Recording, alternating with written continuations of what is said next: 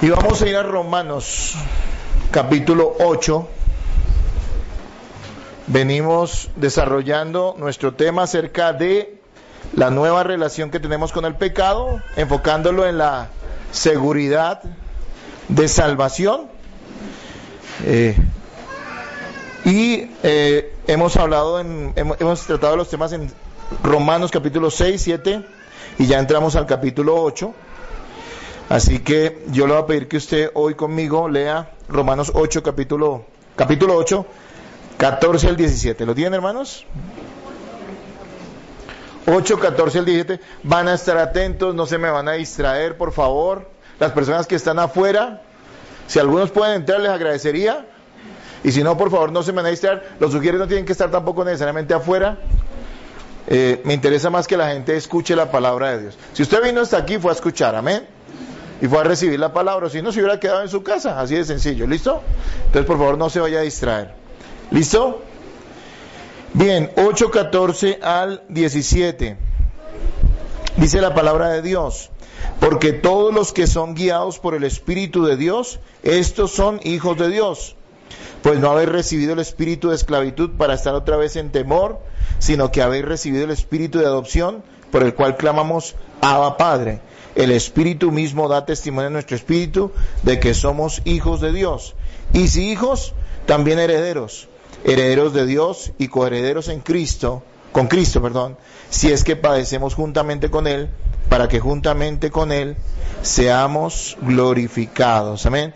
¿Qué tal si leemos el versículo 17 nuevamente en voz alta? ¿Listo ahora, hermanos? Y si hijos, también herederos, herederos de Dios y coherederos con Cristo, si es que padecemos juntamente con Él, para que juntamente con Él seamos glorificados. Amén. Señor, entregamos en tus manos esta enseñanza. La semana anterior estuvimos hablando de los versículos anteriores, los primeros del capítulo 8 de Romanos. Básicamente entendimos que hay dos maneras de vivir, ¿sí? Cada una de estas maneras de vivir, de estos estilos de vida, demuestran quiénes somos y demuestran y también llevan consecuencias, ¿no? Hablaba que podemos vivir según la carne o según el Espíritu. Bueno, básicamente está diciendo que los cristianos viven de acuerdo al Espíritu, no está dando otra opción. Y está describiendo Pablo, y ya lo vimos la semana anterior, aquellos que están en la carne, que están en sus pecados, que no son creyentes. Ellos viven según la carne. Y vimos también las consecuencias de andar en cada uno de estos estilos de vida. Si usted anda según la carne, si usted es un incrédulo, si usted es una persona que no tiene una fe genuina en Jesucristo y vive para complacer sus deseos pecaminosos, la Biblia describe y dice claramente que usted está andando en muerte. No que recibirá muerte, sí recibirá muerte, sino que usted ya está en la muerte, ¿sí? Alejado completamente de Dios, en un proceso de descomposición espiritual que lo conducirá al infierno. De eso no tenga la más mínima duda.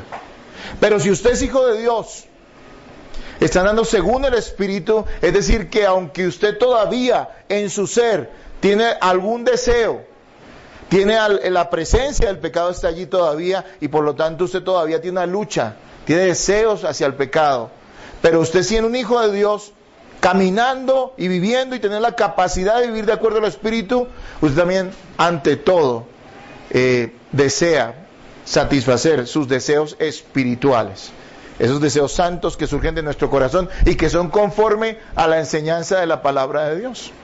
Así que el resultado de andar según el Espíritu dice que es vida. Entonces, hermanos, eso lo vimos la semana anterior para contextualizar un poquito lo que vamos a hablar hoy. El capítulo 8 de Romanos nos está hablando de los beneficios que trae el Espíritu Santo a nuestra vida, cómo Él hace efectivas las bendiciones que Cristo nos ha dado, las bendiciones que Cristo ganó para nosotros. El Espíritu Santo la hace una realidad práctica en nuestra existencia. El título de la enseñanza de hoy: somos adoptados y herederos. Hay dos cosas que usted es si es hijo de Dios. Usted ha sido adoptado en la familia de Dios y ha sido adoptado por Dios, y eso lo vamos a explicar ahorita. Y también hay otra cosa que nos dice este pasaje, y nos lo dice la Biblia, la enseñanza del Nuevo Testamento, y es que somos herederos de Dios. Así que usted es adoptado y heredero, y ese es el título de la enseñanza de hoy. ¿Cómo llegamos a ser hijos de Dios? Bueno, lo quiero resumir rápidamente: por nacimiento y por adopción. Pero ojo, no por nacimiento natural, porque todos nacemos siendo hijos del diablo, digámoslo de esa manera. Suena un poco fuerte, ¿no? Pero es la realidad. Nacemos de la simiente de Adán, por lo tanto somos pecadores vendidos por naturaleza al pecado. Nadie nos enseña a hacer el mal, nosotros tenemos esa inclinación. Claro, nos enseñan a perfeccionar lo malvado en nuestra vida. Eso nos dice la palabra de Dios, no es una enseñanza mía, ¿sí? David decía que en pecado lo concibió su madre, y está describiendo su naturaleza desde el mismo vientre de su mamá, ¿sí? Ahora entonces, cuando somos hechos hijos de Dios, venimos de ser gente vendida al pecado, con una naturaleza de maldad, hijos del diablo, dice la palabra. Mire, se lo voy a leer. Juan 8:42 dice: Jesús entonces le dijo, le estaba hablando a los fariseos, que eran gente gente que se consideraba la crema, los religiosos, la gente buena, gente entre comillas de esa época, los que todos iban y les pedían consejería, porque consideraban que ellos andaban con Dios, porque se cumplían las reglas de la ley, pero las cumplían externamente. Era gente muy religiosa. Tal vez usted es un religioso. Y mire lo que dice. Jesús entonces les dijo: si vuestro Padre fuese Dios, ciertamente me amarías. Así que el que tiene a Cristo, ama a Cristo. Y eso es inevitable. Y dice: ciertamente me amarías, porque yo de Dios he salido y he venido, pues no he venido de mí mismo, sino que Él me envió. ¿Por qué no entendéis mi lenguaje?, se pregunta el Señor. ¿Por qué no podéis escuchar mi palabra? Vosotros sois de vuestro padre el diablo, y los deseos de vuestro padre queréis hacer. Él ha sido homicida desde el principio y no ha permanecido en la verdad, porque no hay verdad en él. Cuando habla mentira, de suyo habla, porque es mentiroso y padre de mentira. Así que si los deseos del diablo están en su corazón, usted es un hijo del diablo. Sin embargo, quiero decirles a los que son creyentes, a los que verdaderamente han creído en Cristo, y si usted no lo es, Dios lo trajo aquí para que usted confíe en Él, para que usted rinda su corazón por la fe a Jesucristo, para que usted en este momento se apropie de lo que la Biblia dice, que es que todo aquel que en Él cree no se perderá, sino que tendrá vida eterna. Para que usted pase de ser un hijo del diablo a ser un hijo de Dios. Para que usted salga de las tinieblas a la luz de Dios, verdaderamente, a la luz de Cristo. Sin embargo, tenemos que ser claros, y naturalmente nacemos para el pecado y por la regeneración. ¿Qué es la regeneración? El nacer de nuevo. La Biblia dice que nadie que no nazca de nuevo puede ver el reino de Dios. Así que ser creyente no es una cuestión de una ideología ni de una convicción, es un milagro que Dios hace en nuestro interior, que nos lleva a tener una verdadera fe en Jesucristo y a vivir de una manera diferente, no porque nos lo impongan externamente, sino porque brota de nuestro corazón por el poder del Espíritu Santo. Así que por nuevo nacimiento somos hijos de Dios, somos hechos hijos de Dios, pero también dice que por adopción, es decir, legalmente venimos a ser parte de la familia de Dios.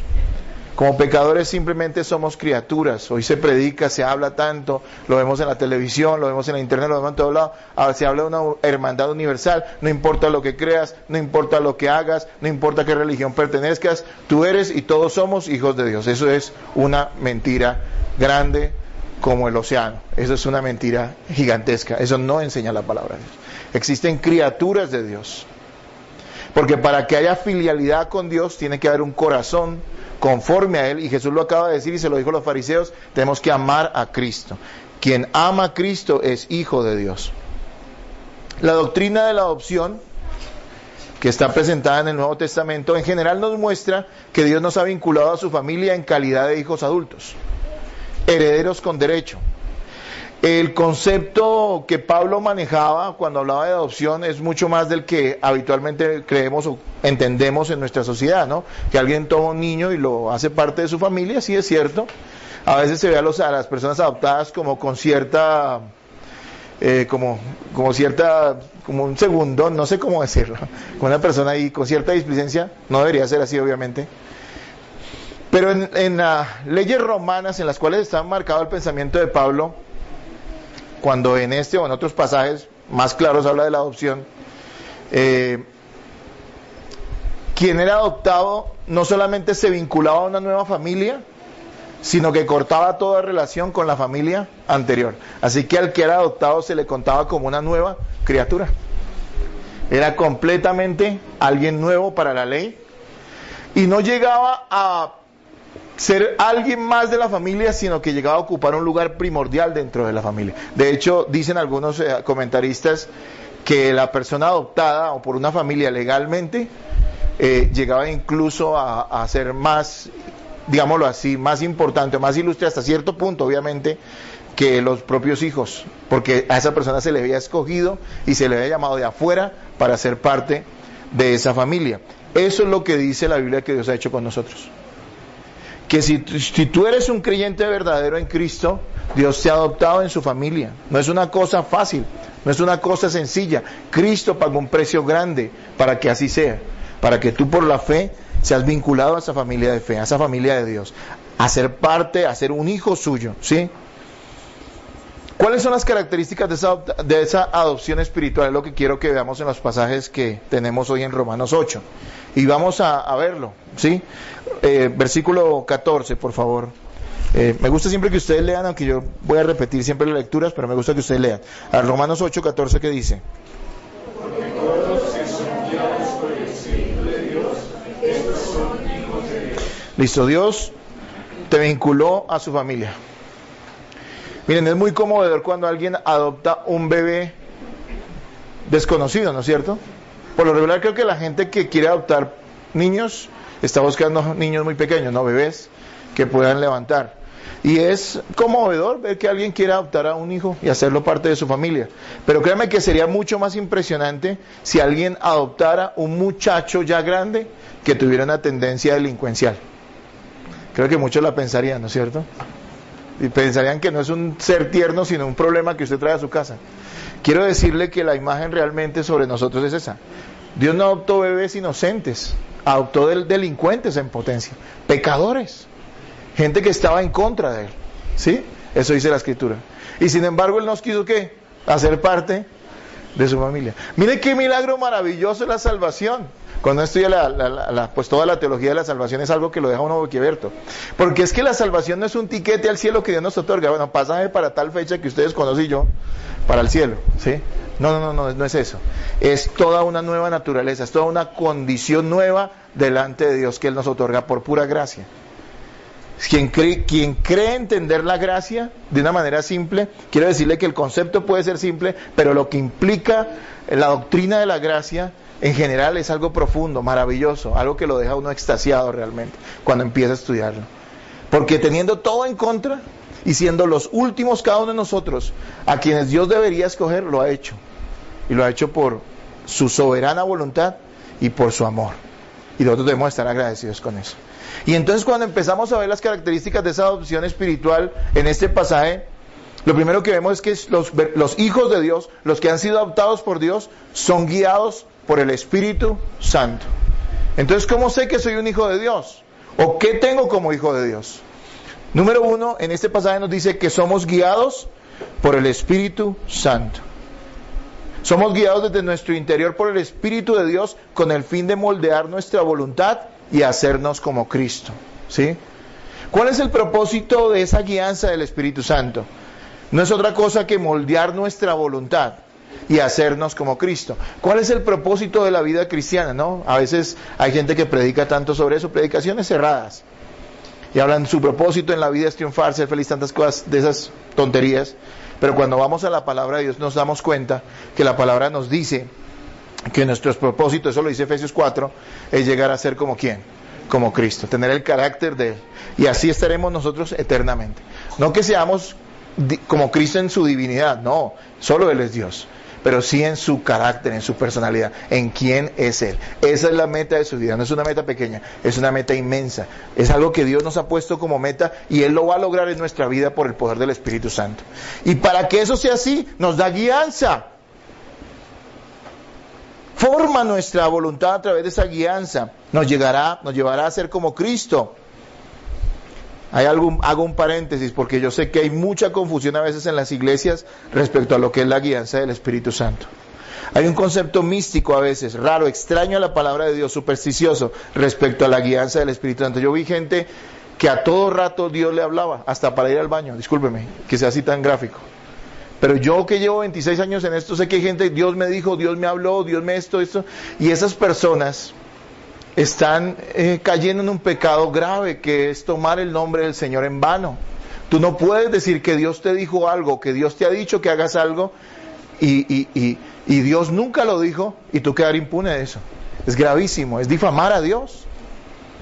Todas aquellas personas que dicen y hablan es que Dios y el Espíritu Santo me habló. Mire, a mí me da mucha tristeza que aquí ciertas organizaciones, iglesias cristianas, hablan tanto del Espíritu Santo, pero lo desconocen completamente en la doctrina bíblica. Y terminan diciendo que el Espíritu Santo les habla y les dice y hace cosas que la Biblia nunca dice que el Espíritu Santo hace, dice o guía a alguien. Esa guianza no es una cosa extraña a las Escrituras. Yo reconozco y creo que en su soberanía Dios puede extraordinariamente hacer algo diferente en algún momento con alguien para darle alguna instrucción. Pero es un tema muy peligroso, porque Él nos guía, el Espíritu Santo nos guía a través de su palabra. Dice que nos ha dado Pedro todas las cosas que pertenecen a la vida y a la piedad, ya nos han sido dadas para que vivamos para quién, para Él verdaderamente. Entonces es muy peligroso eso, y lo más chistoso de toda esta cuestión es que las personas que creen ese tipo de cosas dicen que el Espíritu Santo los guió, pero los guía a cosas vanas, tontas, cosas que no tienen eco realmente en la eternidad, cosas que realmente no van a edificar su vida, ni van a edificar la vida de otros, ¿no es cierto? No tiene un propósito claro, eso no lo hace el Espíritu Santo. Así que la dirección del Espíritu Santo, ¿cómo viene en nuestras vidas? Bueno, podemos decir dos cosas, ¿no? Primero que todo, esa guianza que habla ahí no es una cosa extraordinaria en la vida del creyente, es una constante. El Espíritu Santo guía constantemente a sus hijos. ¿Y lo hace cómo? Aquí yo puse dos cosas, por iluminación y santificación. ¿Cómo nos guía el Espíritu Santo? Por iluminación y santificación. O sea, que nos hace entender la palabra, eso es iluminación. Se le prendió a usted el bombillo, pero se lo prendió fue ¿quién? El Señor. Y usted entendió, ¿no? Y aparte de que nos hace entender la palabra, nos da la gracia para obedecerla. Eso se llama santificación. ¿Cómo te guía el Espíritu Santo así? Por iluminación y por santificación. Nuestra vida ha tomado un rumbo desde el momento de la conversión. Aunque han habido altibajos, vamos en dirección a la santificación. Usted tiene que decir si verdaderamente, usted tiene que reconocer que desde el momento en que usted verdaderamente fue salvado por Dios, su vida cambió de rumbo, ¿sí o no? ¿Hacia dónde se dirigía usted antes de conocer a Cristo? Le pregunto. Eso tiene que estar claro, hermanos. Usted se dirigía hacia algún lugar propio, una idea tonta. Bueno, realmente los incrédulos no van para ningún lado, pero ellos creen que sí. Simplemente son guiados. El incrédulo es como Vicente. ¿Saben para dónde va Vicente? Pero obviamente se creen muy originales, ¿no? Pero no saben hacia dónde se dirigen. El creyente cambió de rumbo. Y ahora se dirige hacia quién, hacia esa cruz, hacia Cristo, hacia la gloria. A Él quiere agradar, a Él quiere glorificar. Y el Espíritu Santo es quien nos ha guiado a esa verdad. Los incrédulos no tienen ese rumbo. Andan extraviados, insatisfechos y confusos. Aunque puedan saber muchas cosas acerca de su vida terrenal, no, desconocen totalmente acerca de la eternidad. ¿Cómo nos guía el Espíritu? Por iluminación y santificación. El Espíritu Santo nos ilumina. ¿Qué quiere decir eso? Que nos hace comprender y creer en la palabra las verdades que están veladas para los incrédulos. Hay cosas que la gente incrédula no las va a entender nunca. Con eso no estoy diciendo que no puedan comprenderlas intelectualmente. Porque cualquiera puede razonar. Hay gente muy inteligente, incrédula. Millones de incrédulos son supremamente inteligentes. Y pueden razonar las verdades de la Escritura y te podrían hacer un tratado de la Biblia.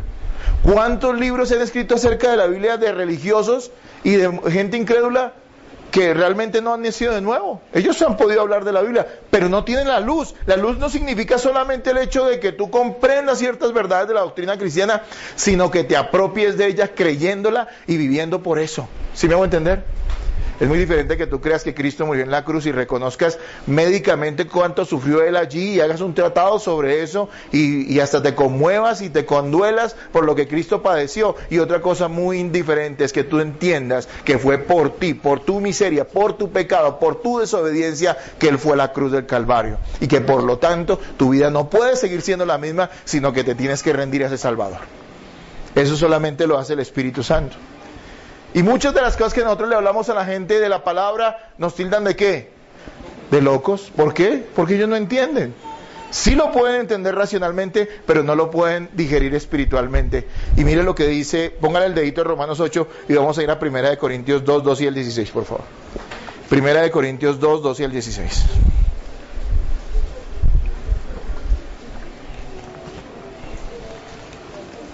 Téngalo y yo lo leo. Y usted me sigue. ¿No tienen, amados hermanos? Dice la palabra: y nosotros no hemos recibido el espíritu del mundo, sino el espíritu que proviene de Dios, para que sepamos lo que Dios nos ha concedido. Versículo 13, lo cual también hablamos, no con palabras enseñadas por sabiduría humana, sino con las que enseña el Espíritu, acomodando lo espiritual a lo espiritual. Pero el hombre natural no percibe las cosas que son del Espíritu de Dios. Esta en otras versiones dice el hombre natural, el hombre animal, o sea, una condición natural. ¿Sí? ¿Quién es el natural? Pues el incrédulo, la gente común y corriente, la gente sin Cristo. Pero el hombre natural no percibe las cosas que son del Espíritu de Dios, porque para él son ¿qué? Locura, y no las puede ¿qué? Entender, porque se han de discernir ¿qué? En cambio el espiritual juzga todas las cosas, pero él no es juzgado por de nadie, porque ¿quién conoció la mente del Señor? Y mire lo que dice: ¿quién le instruirá? Mas nosotros tenemos la mente de Cristo. La mente de Cristo no solamente nos hace racionalizar la palabra, sino apropiarnos y recibirla y humillarnos ante ella y ser humildes frente a las verdades de la palabra de Dios para seguirlas. Eso es lo que ha pasado en su vida. Si usted está aquí, está recibiendo esta enseñanza como palabra de Dios y la se está apropiando de ella en este momento. De la palabra en general de Dios y la enseñanza de lo que usted estudia, de lo que hemos aprendido de la Escritura, de la sana doctrina. Así que número uno, Él nos ilumina. Y cuando usted estudia la palabra de Dios, usted no puede ser indiferente frente a ella si ha sido iluminado por el Espíritu Santo. Cuando la palabra de Dios nos da una guianza, nos dice moralmente cómo debemos conducirnos, nosotros queremos hacer eso, aunque haya ciertas dificultades para hacerlo, y las habrá, nosotros queremos ir hacia allá. Esa es la guianza del Espíritu. Pero también la guianza del Espíritu es que el precioso Espíritu Santo nos santifica. Eso quiere decir que nos da el deseo, el poder y la habilidad de obedecer las cosas que comprendemos en la palabra de Dios. Me gusta decirlo así. Inicialmente nos da el deseo, porque hay gente a la cual le tratamos de imponer ciertas cosas, ¿no? Y le decimos, es que usted tiene que orar. Y claro, yo sé que los cristianos verdaderos también tenemos que de cierta manera llevar nuestra carne a la obediencia a la palabra, a lo que el Señor nos ha mandado. Pero es muy diferente cuando hay el deseo en el corazón. Para las personas incrédulas no existe ese deseo, pero para el creyente sí lo hay. Así que el Espíritu Santo nos santifica y es una manera en que nos guía, porque nos da el deseo, el poder y la habilidad de obedecer las cosas que comprendemos en la palabra de Dios.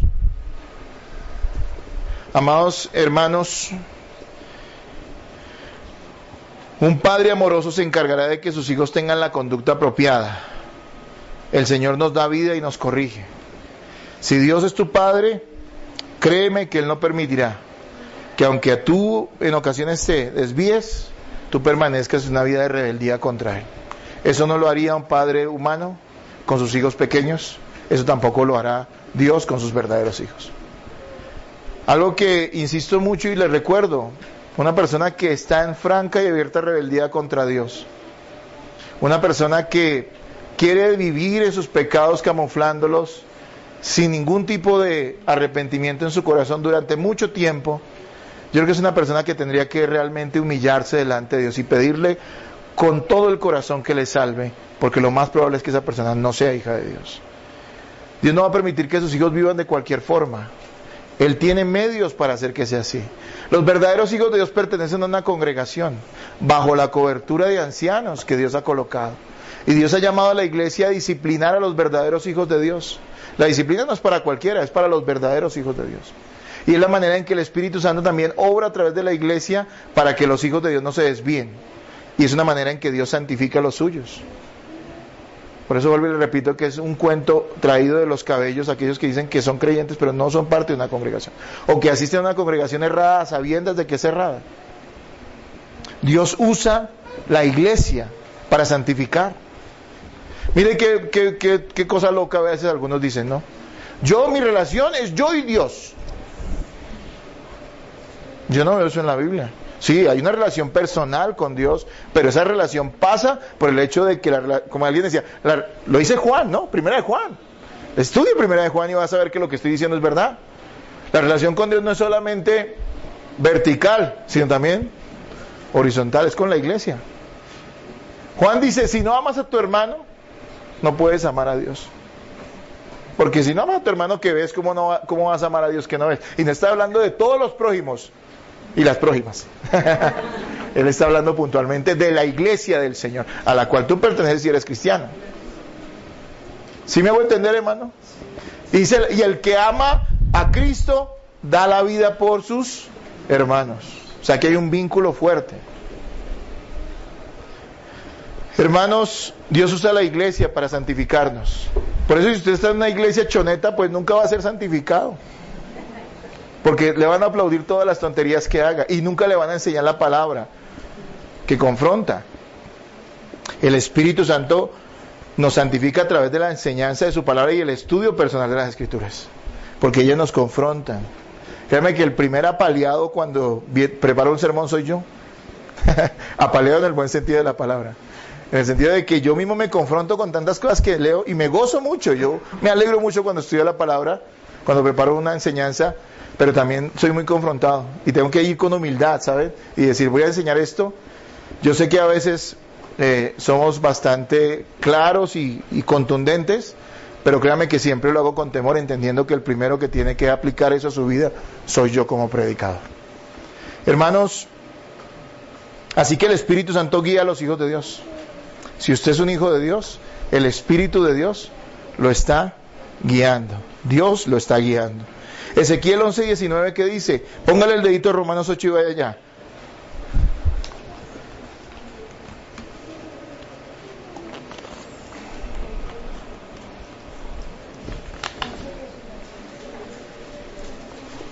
¿Lo tienen, amados hermanos?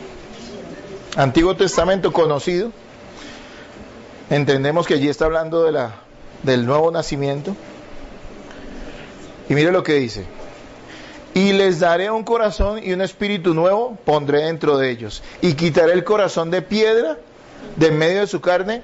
Y les daré un corazón ¿de qué? De carne, para que anden en mis ordenanzas y guarden mis decretos y los cumplan. Y me sean por pueblo y yo sea a ellos por Dios. Así que lo que Dios hace es, número uno, dar luz a nuestra mente y a nuestro corazón para entender la palabra de Dios. Y número dos, nos santifica, es decir, empieza un proceso en nuestras vidas mediante el cual vamos a llegar a tener el carácter y la vida de Cristo en plenitud en nosotros. Bueno, la vida de Cristo está en nosotros, pero el carácter de Cristo está siendo formado en nuestra vida. ¿Y quién lo hace?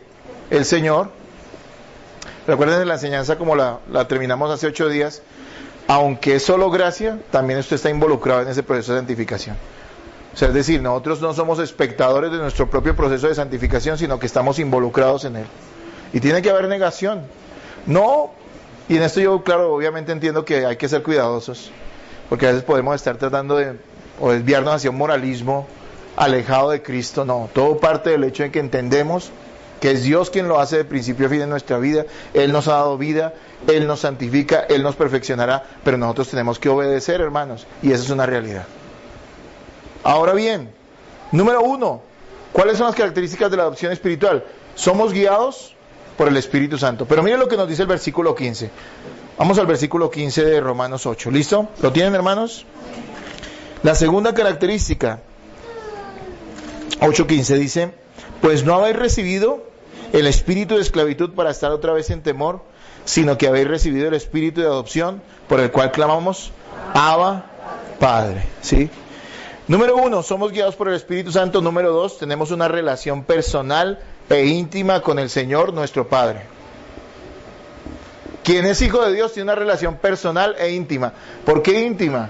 La palabra Abba tiene una significación grande. Incluso muchos autores o estudiosos de la palabra dicen que esa palabra no llegamos a traducirla completamente, con todo su significado al español, ¿sí? Bueno, ahorita voy a hablar de eso. Esa palabra básicamente quiere decir, es una expresión de cariño profundo hacia un padre, ¿sí? No podríamos decir simplemente papi, ¿no? Como le dicen los hijos a los papás hoy, sino algo mucho más profundo.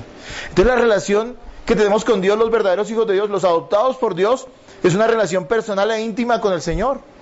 Todo el mundo dice tener a Dios como padre, ¿no es cierto? Le entrevisté a un futbolista y ¿qué dice? En la cancha le levantó a todo el mundo a zapato, dijo 10,000 groserías, tiene una vida vana fuera de las canchas, ¿sí? Pero él dice que Dios es su padre, gracias a nuestro padre, ¿no es cierto? Es puro lenguaje nomás. Le preguntan al político y ¿qué dice? Que Dios es el padre de todos. Pero ¿sabes cómo puedes desmentir fácilmente eso? Cuando ves en las personas el tipo de confianza y de relación que tienen con Él. Porque la relación es nula. Cuando tú evangelizas, la gente te dice, no, yo creo mucho en Dios. Pues crees mucho en Dios, crees mucho en Cristo. Puedes haber dicho que repetiste una oración de fe en alguna iglesia, pero tú no tienes ninguna relación con Dios. La primera prueba es que desconocen completamente la Escritura. La segunda prueba es que no les interesa la palabra de Dios. Nunca la abren, no la tienen, no la entienden. Y si la estudian, la hacen superficialmente, de acuerdo a lo que sus líderes extraviados les dicen. Pero ellos nunca van a la palabra de Dios. Otra es que no tiene una vida de oración. Y no estoy diciendo que usted se pegue las rodillas orando y haga grandes sacrificios, pero los cristianos tenemos una vida de oración con Dios. Una vida de comunión personal con Él. ¿Amén o no amén? Amén. Entonces, amados hermanos, esa relación es real. Esto no es mera doctrina, esto no es mera letra. Esto es real, ¿sí? Mire lo que dice comenzando este versículo. Pues no habéis recibido el espíritu de esclavitud para estar otra vez ¿en qué? En temor. Entonces, número 1 de la relación que tenemos con Dios, como demostración, como característica de la adopción espiritual, es que los hijos de Dios confían en su Padre. Es una confianza que nace de nuestro interior. Esa confianza y ese temor del que habla Pablo aquí, en esencia, es el temor que tienen aquellos que viven dudando de si son hijos de Dios o no lo son. Una de las cosas que ha hecho, y por eso también estamos enseñando esto, 6, 7 y 8 de Romanos, es darle seguridad a los que son hijos de Dios. Es decir, si hay una lucha con el pecado está presente, van a haber cosas que a nosotros nos van a avergonzar, que cometimos en algún momento, van a haber pruebas difíciles y nos van a llevar a veces a hacer cosas que no queremos hacer, pero todavía, si has confiado en Cristo, si verdaderamente quieres vivir para Él, si ese testimonio está en tu corazón, como lo vemos hoy, tú eres un hijo de Dios y debes seguir adelante. Y en ese sentido, el temor se tiene que ir. Ya no estamos bajo ese espíritu de esclavitud, el de la ley, el que nos condenaba. Ahora estamos sin temor porque estamos confiando desde nuestro corazón en Dios verdaderamente. Sin embargo, me gusta lo que hacen algunos comentaristas que consulté, y es que amplían esto a la vida diaria del cristiano. No es solamente el temor a la condenación que ya no debe existir en nuestros corazones, sino también es la confianza verdadera en Dios sobre todas las cosas. Yo le pregunto, ¿usted confía en Dios? ¿Sí o no? Bueno, si está acá, yo creo que sí, ¿sí o no? Bueno, debería ser así. Los hijos de Dios confían en su Padre. Nosotros no tenemos por qué vivir en angustia o en temor acerca de, digamos, ¿qué cosas? La muerte. ¿Usted teme la muerte? Pues todos le tenemos de cierta manera temor a la muerte. Pero nosotros debemos entender que no es algo que nos deba angustiar. Porque la verdad es que la muerte para un cristiano no es nada grave. Simplemente dejó de respirar. Pero no dejó de existir. ¿Sí me va a entender? Claro, si usted va a cualquier velorio, si quiere conseguir gente buena, vaya a un velorio. Porque los muertos siempre son buenos. Nadie se para en un velorio a decir cosas malas del finado. ¿Sí o no? Pero uno sabe que eso no es así. ¿Sí o no? La mayoría de gente va a la condenación eterna, esa es la realidad, eso nos dice la palabra de Dios. El camino y la puerta son estrechos y angostos, y son pocos los que la hallan. Si usted es salvo, dele muchas gracias a Dios, porque usted no es parte de una multitud, sino es parte de unos escogidos en amor por Dios. Lo que usted está comprendiendo, lo que usted está entendiendo, eso Dios no se lo ha legado a todo el mundo. La invitación para creer el Evangelio está hecha a todo el mundo, pero el creer, Dios no se lo ha concedido a todos. Hermanos, tenemos que estar tan contentos por eso, que nosotros no debemos temer a la muerte o al porvenir. ¿Qué pasará? Hermanos, estamos en las manos del Señor. Dios guarda a sus hijos. Usted no se muere el día que el diablo quiera, ni usted se morirá el día que la gente quiera. Usted puede tener el peor enemigo en contra suya y que lo esté buscando para matarlo, y él no tiene el poder de matarlo a usted, a menos que Dios se lo conceda. Así que usted no se muere el día que ellos quieran, sino que usted se muere el día que Dios quiera. ¿Amén? ¿Amén o no? Amén. Me dice, a Jesús ¿cuántas veces lo buscaron para matarlo? Dice que tenían piedras, y estos señores fariseos eran expertos en tirar piedra. Desde chiquitos los enseñaban a sacar a la gente a apedrearla, créanmelo. Ellos no le tenían asco a eso. Y cogieron piedras y dice que Jesús pasó por en medio de ellos, no le pudieron hacer nada. ¿Por qué? Porque no era su hora. Cuando se sube a un avión y empieza a temblar, diga, pues si es la hora, listo. Y si no, aunque venga la peor tormenta, no se va a caer este aparato. Y si se cae, el único que va a quedar vivo soy yo. Porque estamos en las manos de Dios. Y también nuestro porvenir está en las manos de Dios. Mire, Dios protege a sus hijos, pero también Dios permite calamidades a veces en la vida de sus hijos. Sin embargo, eso no significa que Él no esté con ellos. Si no lee hacia Job, ¿habrá algún personaje en la Biblia? Bueno, tal vez sí, pero es de los pocos en que nosotros vemos muchas alabanzas en la Biblia hacia Dios, pero vemos pocas alabanzas de Dios hacia los hombres. Y Job es uno de los que Dios alaba. Y dice, no hay otro como mi siervo Job. Y sin embargo, ¿eso significó que él iba a dar riqueza, prosperidad, lo iba a hacer apóstol, alguna cosa rara? No. Eso quiere decir que Dios trajo sobre él pruebas para que a través de esa prueba y de esa angustia de Job y de esas calamidades de Job, Job glorificara a Dios, como pocas personas lo han glorificado en esta vida. Porque gracias a este Señor, dicen que Job es el libro más antiguo de la Biblia, ¿no? Cronológicamente hablando. Más antiguo que incluso la época de Moisés, algunos expertos dicen eso. Imagínense, desde tiempos inmemoriales está ese documento escrito para demostrarnos que en medio de las angustias, para los que son hijos de Dios, como nos lo va a decir Romanos 8 más adelante, todas las cosas que ayudan a ¿sabe por qué? Porque al fin y al cabo Dios es glorificado. Hermanos, dice, Dios lo puede hacer y siempre nos está guardando.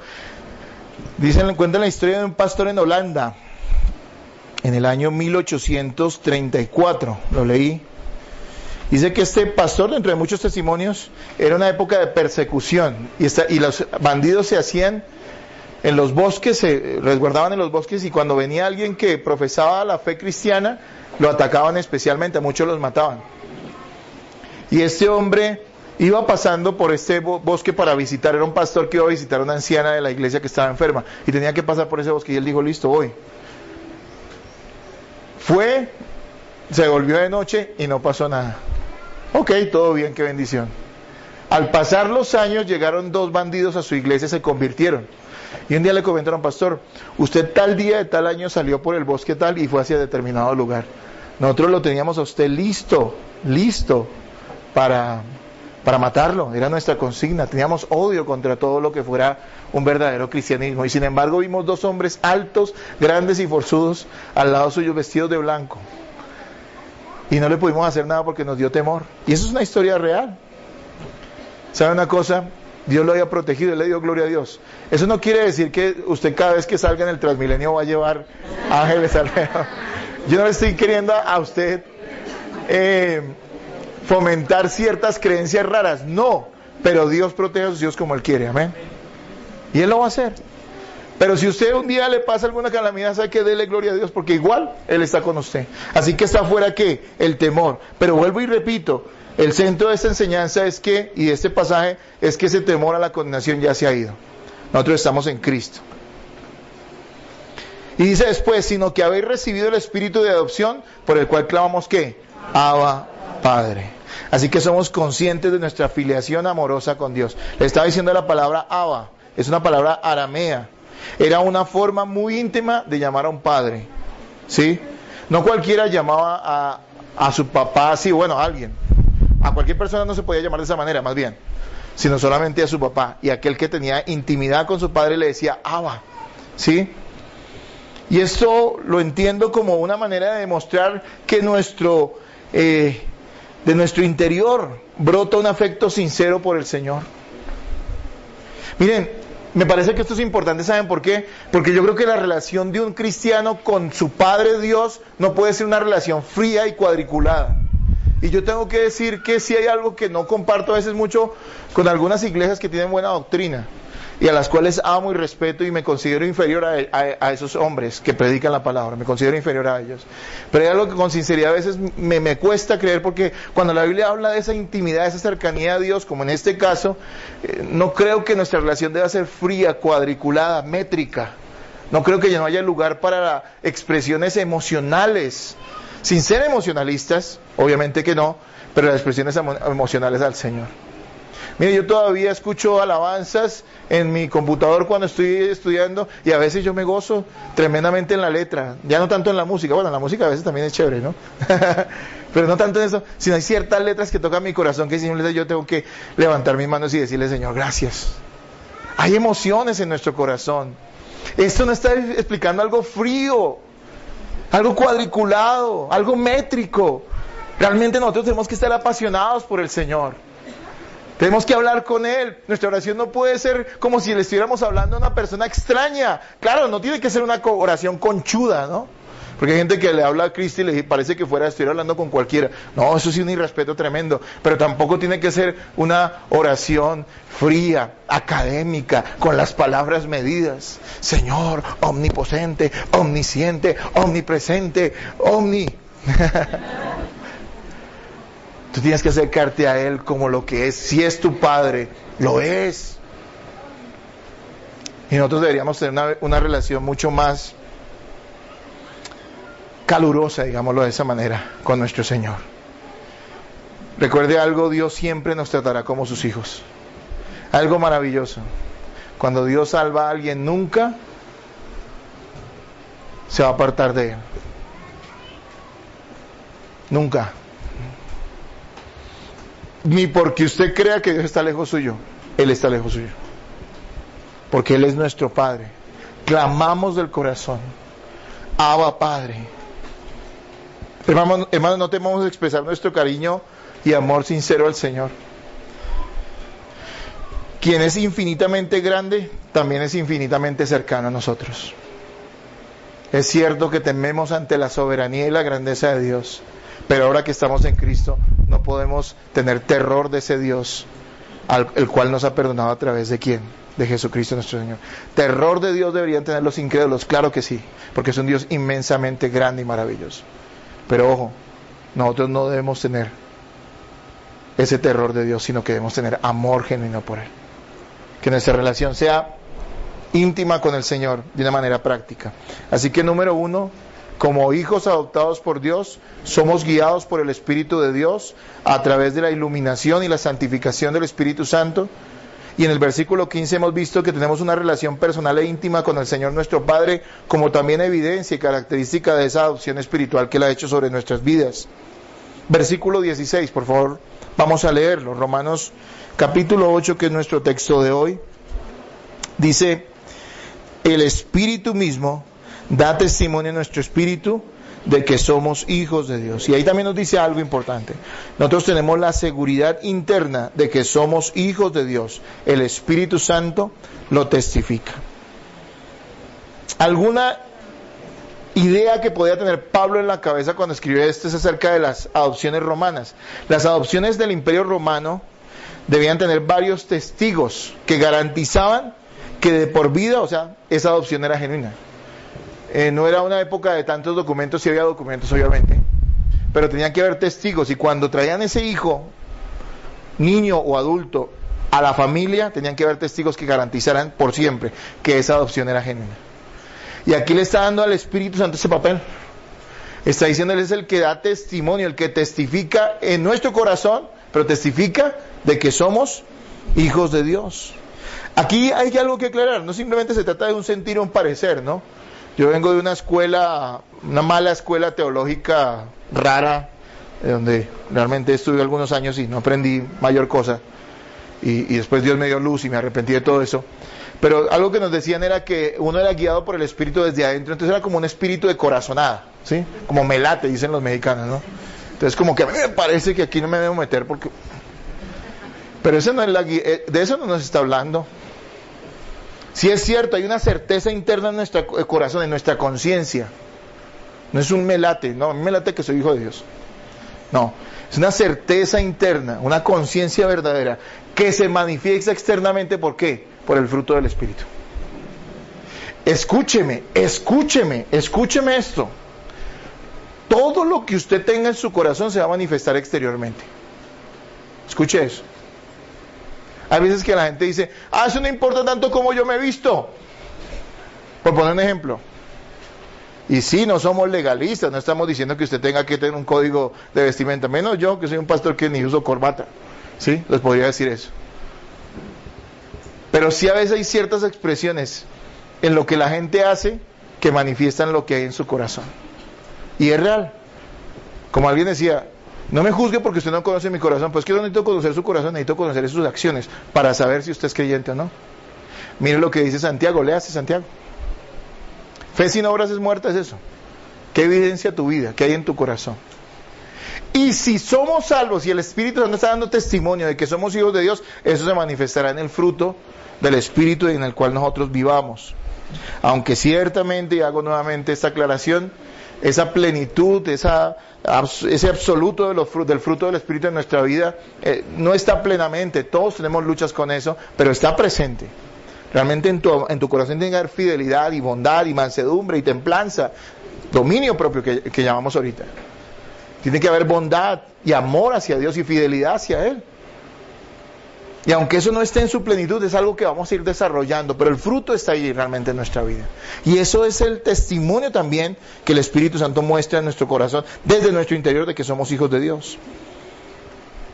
Es la seguridad también, dice, es la seguridad que Él nos da al convencernos, en la medida que conocemos su palabra, que todo lo que ella dice es verdad y que somos suyos porque allí lo dice. ¿Por qué sabemos que somos salvos? Porque la palabra de Dios dice que todo aquel que en Él crea, aunque esté muerto, vivirá. Por nombrar solamente uno de los pasajes. Es por eso, esa es la garantía.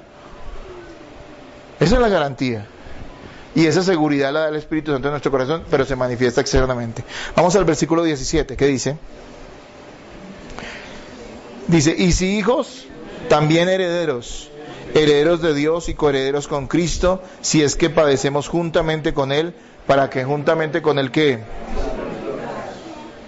Hermanos, número 1, dijimos que características de esa adopción espiritual, somos hijos adoptados y herederos, era el título de hoy, es que somos guiados por el Espíritu Santo, es que tenemos una relación personal e íntima con nuestro Dios, es que tenemos la seguridad interior de que somos hijos de Dios, y también parte de la característica de esa herencia, de esa adopción, es que tenemos una herencia que es mucho más grande de lo que nos podamos imaginar.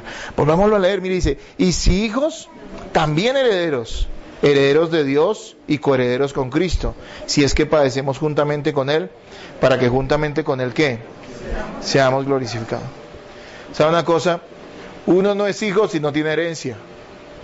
Algunos dirán, bueno, pero mi familia es pobre. Bueno, por lo menos le heredaron los genes. ¿Sí o no? A veces le heredan a uno la flacura, a veces le heredan a uno la tendencia a engordar, alguna cosa nos heredaron, ¿no es cierto? El amor al arte o alguna cosa rara. Pero los hijos son ¿qué? Herederos. La Biblia habla de la herencia de los verdaderos hijos de Dios. Es una cosa que ningún ser humano en vida ha visto, comprendido o disfrutado a plenitud. La herencia que Dios da a sus hijos y que nos espera es la presencia y la gloria misma del Señor en toda su plenitud. Es algo que no podemos describir. Yo sé, a la gente le gusta mucho este tipo de historias que yo creo que son inventadas en esencia, de personas que dicen que fueron al cielo y al infierno. ¿Por qué no creo mucho en eso? ¿Sabe por qué? Porque Pablo fue al cielo y dijo que él no iba a decir nada sobre eso. Ahí está en la Biblia. Y entonces resulta que otro sale después y dice que sí. Pero mucha de esa gente que sale trata de dibujar y de pintar el cielo, ríos de oro y nubes de mazapán, no sé cómo llamarlo. Yo he escuchado alguna vez, y esto, y que allí está, y que no sé qué, y que los frutos son yo no sé qué, dorados. Hermano, eso es indescriptible, no es eso. Lo que hace del cielo cielo es Cristo. Su presencia, su plenitud, es el amado. Cuando una persona se va a casar, ¿qué es lo que anhela? Los jóvenes que hacen las cosas bien, obviamente. Cuando yo me iba a casar, ¿qué era lo que anhelaba? Yo anhelaba el día que cerrara la puerta y estuviera con mi esposa solas. Ese era mi anhelo. Ya éramos el uno para el otro, no estoy hablando de otra cosa. Nos amábamos. ¿Qué tal la ilusión mía fuera, uy no, va a llegar el día del matrimonio y se va a ver, ¿pon qué? ¿Sí? Ese día va a haber, y me voy a poder vestir de corbatín, que fue el único día que me lo puse en mi vida, de sacoleva. ¡Qué alegría! No, uno dice, eso es parte de la ceremonia, pero eso no es lo que me importa. A mí me importa es ella, porque la amo. Con ella quiero vivir mi vida. Quiero ser uno solo con ella, con la mujer que amo. O con el hombre que ama, en el caso de las mujeres. Si ven que nosotros no estamos pensando en las calles de oro ni en el mar de cristal, estamos pensando en uno solo, Cristo. Cristo. Y esa es la herencia nuestra. Y dentro de esa herencia que es Cristo mismo, hay cosas tan indescriptibles que yo me atrevería a decir que ciertamente hasta cierto punto son misteriosas para nosotros. Porque no alcanzamos a comprender en plenitud cuál es la herencia. Mire, si usted es un hijo adoptado, tiene herencia. Y tiene herencia no de cualquiera, sino de Dios. Hermano, si a nosotros por alguna razón seríamos herederos de Bill Gates, que es el hombre más rico del mundo, yo creo que usted saltaría una pata, discúlpeme, ¿no es cierto? Pero ¿sabe una cosa? La fortuna de Bill Gates se va a acabar. Puede ser desperdiciada. El día de mañana puede que ya no exista más. Además, aunque no se acabara, toda la riqueza de este mundo no saciaría tu corazón. Y todavía te aburrirías de tener tantas cosas. Porque una de las cosas que sucede con la gente que tiene mucho dinero, en muchas ocasiones es que le pierden sentido a la existencia. Han adquirido todo lo que su corazón anhela, su corazón vanidoso, y terminan viviendo de una manera vacía y hueca. Pero no sucede así con la herencia de Dios, que es una herencia que nos dará plenitud y que no se desgastará jamás. Dios no es rico, Dios es el dueño de todas las cosas, de todo lo creado, de las cosas visibles y de las cosas invisibles. Dice Mateo 25:34, entonces el rey dirá a los de su derecha, venid benditos de mi Padre, heredad el reino preparado para vosotros desde la fundación del mundo. ¿Cuándo nos fue dada esa herencia? De acuerdo a este pasaje. ¿Desde la qué? Las personas que creen tienen cierto estilo de doctrina ciertamente errada. Dicen, no, es que en el camino fue que nosotros creímos en Cristo. Y entonces Él nos anotó en el libro de la vida porque Dios no sabía quién se iba a salvar. O sí sabía, pero estaba haciendo fuerza para que... Y entonces al final anotó, ¿sí? Uy, este se salvó, menos mal, va para el cielo. Pero aquí dice que la herencia fue preparada ¿desde cuándo? Desde la eternidad. Desde antes de la fundación del mundo. Así que usted tiene una herencia con nombre propio. Si usted es un creyente, yo no estoy diciendo que esto sea universal. Si usted es un incrédulo, usted tiene un lugar reservado en el infierno. Y también ese está reservado desde antes de la fundación del mundo. Pero créame que si usted es un hijo de Dios, esa herencia está dada y está garantizada por la sangre de Cristo. Esta herencia es tan abundante como quien la da, Dios mismo. Es inacabable, ilimitada. Algo interesante, no recibiremos parte de esa herencia, sino toda la herencia. ¿Qué pasa cuando en una familia hay 3 o 4 hermanos y heredan algo de su padre? Y si son 10, peor. Si tienen una casita, les toca de a puertica para cada uno. ¿No es cierto? Pero aquí no está diciendo que vamos a recibir una parte de la herencia, sino que recibiremos toda la herencia. Es lo que nos muestra la Biblia. Dice, y usted dice, ¿cómo puede usted saber eso, pastor? Dice que seremos coherederos ¿con quién? Y dice Hebreos 1:2, en estos posteriores días nos ha hablado por el Hijo, a quien constituyó heredero de todo. ¿Quién es el Hijo? Cristo. A quien constituyó heredero de todo y por quien asimismo hizo el universo. ¿Y el coheredero quién es? El que hereda exactamente lo mismo que los demás. Es cierto, Cristo es nuestro Dios y es el hermano mayor de nosotros, por decirlo de alguna manera. Él está por encima nuestro, pero aquí lo presenta como el coheredero. Así que recibiremos esa herencia preciosa, porque todo lo que Cristo recibe por derecho divino, ya que Él lo ganó en la cruz y en su vida santa, nosotros lo recibiremos por gracia divina. Todo lo que Cristo ganó, nosotros lo recibiremos. ¿Por qué? Por gracia. Yo no sé si a usted le emociona eso, ¿no?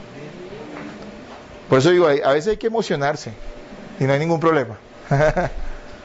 Hermanos, como decía, esta maravillosa herencia que en parte también es misteriosa para nosotros.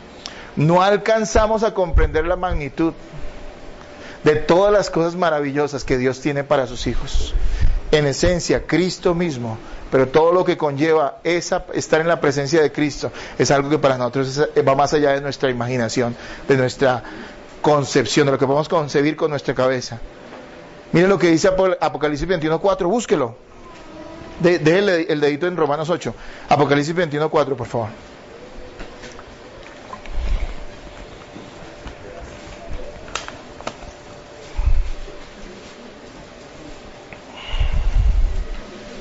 ¿Lo tienen, hermanos?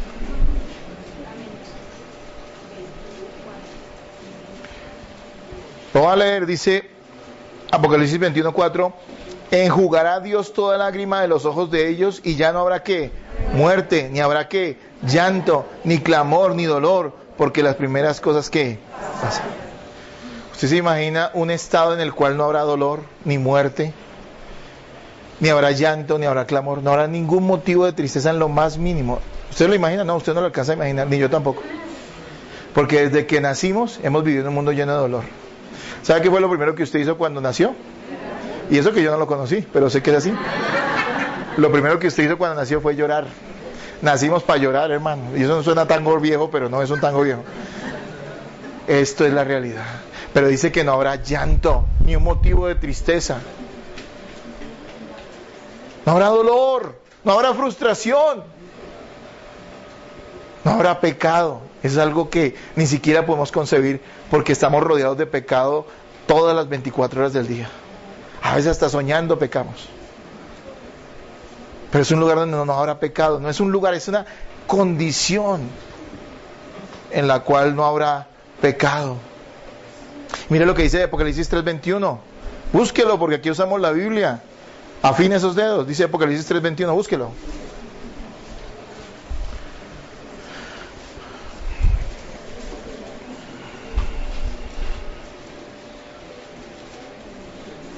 Mire lo que dice: al que venciere, le daré que se siente conmigo en mi trono, así como yo he vencido y me he sentado con mi Padre en su trono.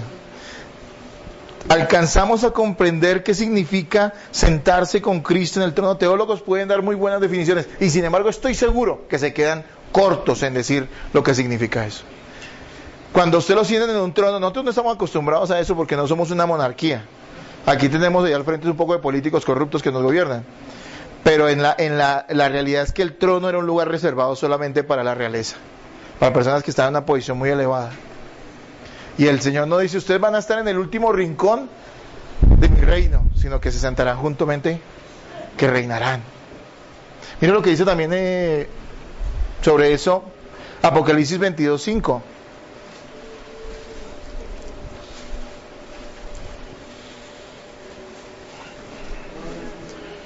¿Lo tienen, hermanos? Dice: no habrá allí más noche, y no tienen necesidad de luz de lámpara, ni de luz del sol, porque Dios, el Señor, los iluminará y reinarán. ¿Por qué?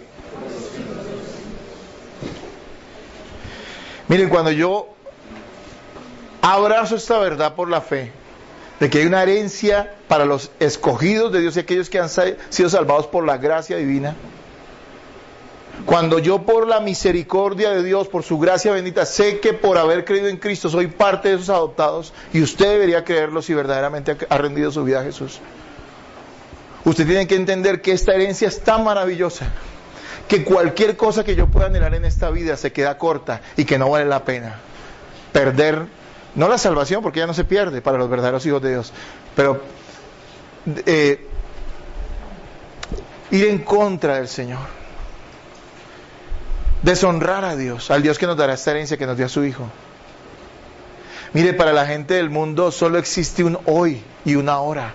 Y pienso que aquel que es rebelde contra Dios, sí, debería disfrutar esta vida, entre comillas, y saciarse de pecado y de porquería hasta que vomite, porque no tiene ninguna esperanza. Todo lo que pueda disfrutar será en esta vida nada más. Pero quiero decirle que los hijos de Dios, si usted lo ve en todos los servidores de Dios, lo dice Hebreos 11, lo describe, no les importó, por fe estuvieron dispuestos aún a morir y a ser quemados en fuego y a ser asaeteados, o sea, traspasados por espadas y por sierras, porque hay una esperanza más gloriosa para nosotros los hijos de Dios. Pobre de aquellos, dice el Señor, que habiendo puesto su mano en el arado, miran hacia atrás. Yo solo puedo sentir lástima por aquellos que algún día, estando dentro de la iglesia, en una iglesia donde se les predica el evangelio correctamente, miran atrás y vuelven al pecado, al vómito, dice la palabra de Dios. El perro vuelve a su vómito y la puerca lavada al cieno. Cuando tú entiendes esa herencia, sabes que nada vale la pena como esperar en santificación, como esas vírgenes que esperaban a su amado con aceite en sus lámparas. ¿Será para ti tan precioso el Señor como esto? Yo no te lo puedo imponer. Esto tiene que nacer de un corazón donde ese espíritu de adopción está presente. Cuando tú entiendes estas verdades, sabes que venir a la iglesia no es una carga, sino es un gozo poder alabar al Señor. Escuchar su palabra no es una carga, sino que es una bendición que Dios nos concede a todos.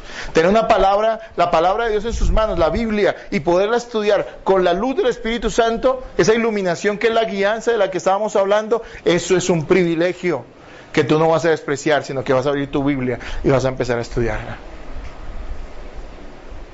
Créeme que somos hijos, y esa es nuestra seguridad, que Cristo pagó el precio glorioso para que podamos ser adoptados por Dios y seamos herederos de las cosas gloriosas. Y sin embargo, para finalizar, Pablo pone una cosa más allí: si es que padecemos juntamente con Él, para que juntamente con Él, ¿qué? Una cosa interesante, aquí no está hablando de algunos que van a padecer, aquí lo que está es afirmando que todos los creyentes verdaderos, todos los que son adoptados, todos los que tienen esa herencia, de una u otra manera, en mayor o menor grado, padecerán juntamente ¿con quién? Con Cristo. Así que tú dices, mira lo que dicen los de la prosperidad, estos tontos, dicen: yo sé que yo tengo herencia en el cielo, pero yo también la quiero aquí en la tierra. Y el Señor dice, acá van a tener aflicción. Y sin embargo el Señor es tan bueno que tenemos tantas bendiciones, ¿sí o no? O alguno aquí está en la ignominia, o alguno aquí está flaco, cansado, ojeroso y sin ilusiones. No, aquí todos tenemos esperanza, aún incluso en esta tierra, tenemos bendiciones, momentos deliciosos, tenemos una familia, o no tenemos una familia, pero estamos felices porque tenemos salud, porque hay vida, porque hay esperanza, porque aún todavía estamos acá, respiramos. Muchos han logrado estudiar, otros tienen buenos trabajos, otros no tan buenos trabajos, pero pueden hacer las cosas bien. Dios ha sido abundantemente en bendiciones en esta vida. Sin embargo, aquí tiene que haber aflicción para nosotros. Es que tiene que haberla. No que la busque, por favor, ¿no? Voy a echar un champú de aflicción, entonces voy a renunciar al trabajo. No, eso es ilógico. ¿Sí? Eso no tiene sentido. No busque la aflicción. Pero créame que si usted es un creyente, vendrá. A veces la aflicción es sentirse solo. Tú, jovencito, jovencita, podrías rápidamente conseguirte un mundano para acostarte con él y saciar tu anhelo, tu lujuria. Y entendemos que a veces te sientas solo y te sientas tentado, pero cuando mires la herencia dices, no, hay algo más grande, hay algo más hermoso. Y además Dios también tendrá su mechudo aquí en la tierra para usted, ¿sí o no? O su mechuda. Hermanos, cuando somos tentados a hacer el mal, recordemos que somos hijos y que hay una herencia gloriosa. Y que sí, tenemos que padecer. ¿Cuántas luchas yo he tenido como pastor cuando he tenido que decir a la gente muera? Vienen a negociar con uno como si yo fuera la franquicia o el representante de Dios.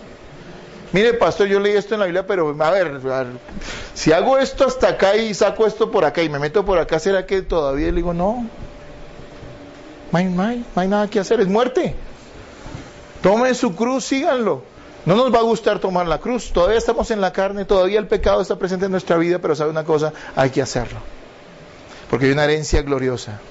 ¿Cómo podemos vivir esta enseñanza? Hermanos, si somos guiados por el Espíritu de Dios, crezcamos en nuestra sensibilidad, conocimiento y obediencia a la palabra de Dios.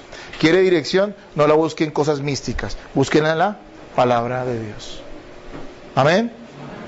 ¿Sabe por qué los evangélicos son tan buenos a que les gusta que les digan vainas, que les pongan la mano, que les hablen supuestamente es que en profecía? Porque son unos perezosos de la Biblia. No quieren estudiarla, entonces hagámosla. Son hijos del siglo XXI. ¿Cómo es el siglo XXI? Ya ustedes no tienen que hacer un sancocho 3 horas, ¿sí o no? Pero queda bueno. Sino que usted va a McDonald's y dice que creo que es por norma, si en 3 o 4 minutos no está su hamburguesa, la botan. Es rápido, pero ahora le pregunto, es que las de McDonald's ni siquiera saben bueno. Pero bueno, me metí en un tema que no es. Ni siquiera sabe bueno. ¿Por qué? Porque es comida hecha a la carrera. ¿Sí me va a entender, hermanos? Amados hermanos, tomémonos el tiempo para estudiar la palabra. La iglesia tiene herramientas para que usted estudie la palabra. Los domingos estamos estudiando la palabra a las 9. Llegue temprano. Usted tiene que estar interesado en las cosas de Dios. 3 horas un domingo es poquito. Es el día del Señor. Tenemos un curso de discipulado, de fundamentación bíblica. Espero que incluso los que ya lo hicieron lo vuelvan a hacer, porque hay cosas que no conocen. Vengan los sábados cada 15 días, de 4 a 6. Eso no es nada. Aprenda, nútrase y sea guiado por el Espíritu Santo. Si usted tiene una relación personal con Dios, como nos lo enseña este pasaje, por lo tanto acerquémonos con confianza al Señor y disfrutemos de su comunión cada día sin temor. ¿Has pecado? Acércate a Dios. Confiesa tu pecado y hazlo con confianza. La sangre de Cristo es poderosa para perdonarnos. Y si tienes una lucha con el pecado, acércate todavía al Señor. Y dile, Padre, estoy en tus manos y yo no quiero esto para mi vida. Y el Señor va con su Santo Espíritu a ayudarte, a guiarte, a santificarte. Hermanos, si tenemos seguridad en Cristo, como nos lo dice esta palabra, de que el Espíritu da testimonio en nuestro espíritu, de que somos hijos de Dios, por lo tanto vivamos con esa confianza reflejada en nuestra vida. Es que qué triste es que algunas personas como que viven en esto, pero como que no están, como que están y no están. Como que soy cristiano y como que no soy cristiano. Y ven ellos mismos asustados, como que no me comprometo mucho. Yo me acuerdo de una señora que duró como 10 años en la iglesia, como 15 años, y no se bautizaba. Y le preguntamos, ¿por qué no se bautiza? O sea, no, es que yo no me quiero comprometer tanto con el Señor. Y yo decía, esta señora no sé qué tipo de cosa. Claro que donde estábamos pues era normal que pensara eso, pero bueno. Y pensaba de esa manera. Uno dice, tú no puedes estar más o menos comprometido con Dios. Estás en Cristo, no estás en Él. Entonces tienes seguridad, es en Él, no en tus obras. Todos fallamos, todos pecamos, pero Cristo es bueno y es poderoso. Dice la Biblia para presentarnos sin mancha, ¿no? Delante del Padre, dice creo que Judas. Y hermanos, una última cosa para aplicar esta enseñanza a nuestra vida. No desperdiciemos nuestra vida frustrándonos por las bagatelas de esta vida. ¿Sabe qué es una bagatela, no? Una cosa barata, ¿sí? Algo, usted sabe qué hacían los españoles con nuestros indígenas, ¿no? Les traían espejos y ellos les daban oro. A los indígenas les parecían maravillosos los espejos. Y mucha gente está con esos espejos. Te da el espejo del impío, de la impía, del sinvergüenza, de la fornicación, la bagatela de que eres rebelde a tu esposo o tu esposa, la bagatela de esto y aquello, y tú crees que esa es tu vida. No vivas frustrado por eso. No te centres en esas bagatelas. Piensa en la herencia. Ten la mente puesta en lo eterno. Leonard Ravenhill, un gran hombre de Dios, decía algo así. No me acuerdo bien, no lo preparé para esta enseñanza, pero él decía algo así. Yo sé que el día que muera, a pesar de que él le sirvió mucho al Señor, Leonard Ravenhill, busquen los videos excelentes, ya murió hace años. Yo sé que cuando muera, el primer instante que vea la eternidad voy a lamentarme. porque miraré atrás y diré, Señor, no, dame un tiempo más para hacer algo más para ti. Dame un tiempo más para hacer algo un poco más para ti, Señor. ¿Sabe una cosa? El que fallece ya no tiene esa oportunidad. Nosotros todavía la tenemos. Avanza. Confía en el Señor. Tú eres su hijo y tú eres su heredero. Inclinemos nuestro rostro, hermanos. Padre, gracias. Gracias, Señor. Gracias por esta reunión. Gracias por tu bendita palabra. Gracias, amado Padre, por darnos luz, por guiarnos con tu Santo Espíritu.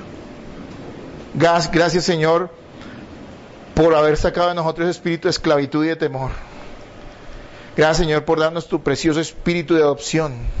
Gracias porque podemos acercarnos a ti y decirte, Abba, Padre, eres nuestro amado, eres nuestro todo, Señor. Gracias, Señor, porque podemos tener certeza en nuestro corazón, en nuestra vida, de que somos tus hijos. Y gracias, Señor, por esa preciosa herencia que eres tú mismo, Señor, y a quien anhelamos, Señor. Gracias, Jesús, por cada persona reunida en esta mañana en este lugar. Gracias por cada vida. Gracias por cada corazón, Señor, dispuesto a escucharte. Eres tú quien lo ha hecho en sus vidas. Bendigo tu nombre y te pido, Señor, que haya esa confianza, esa convicción en el corazón de cada uno de que verdaderamente somos hijos de Dios.